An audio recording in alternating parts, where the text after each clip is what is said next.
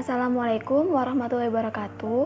Saya Aimu Fadilah, NIM T 2018-1135. Di sini saya akan memaparkan hasil analisis materi pada mata pelajaran Al-Quran Hadis di kelas 10 Madrasah Aliyah.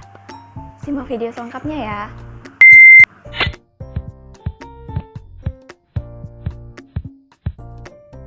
Nah, jadi ini adalah analisis materi kelas 10 berupa tabel seperti yang ada pada layar tampilan ini.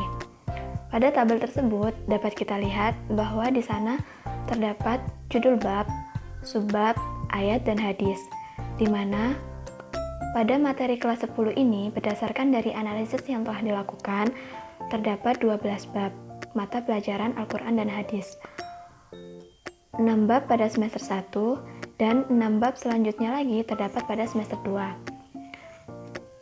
Pada setiap bab terdapat subbab yang berisi A. Mari renungkan, B. Mari mengamati, C. Memahami Al-Quran, D. Menganalisis orang yang memahami Al-Quran, E. Mari berdiskusi, F. Rangkuman, G. Ayo berlatih.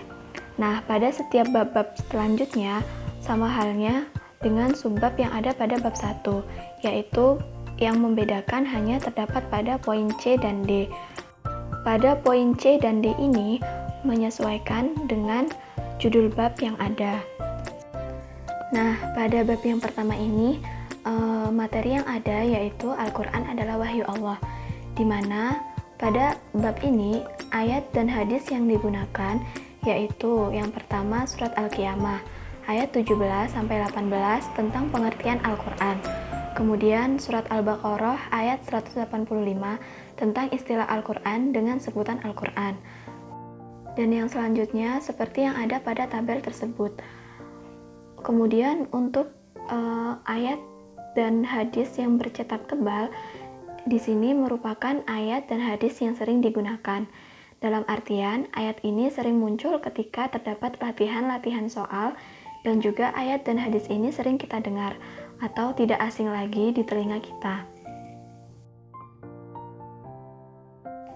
Dari analisis yang telah dilakukan ini, dapat kita lihat bahwa di semester pertama kita lebih terfokus dalam mempelajari Al-Quran, seperti pada pengertian Al-Quran menurut beberapa tokoh Islam, kemudian nama-nama Al-Quran, bukti kebenaran Al-Quran, fungsi Al-Quran, dan lain sebagainya.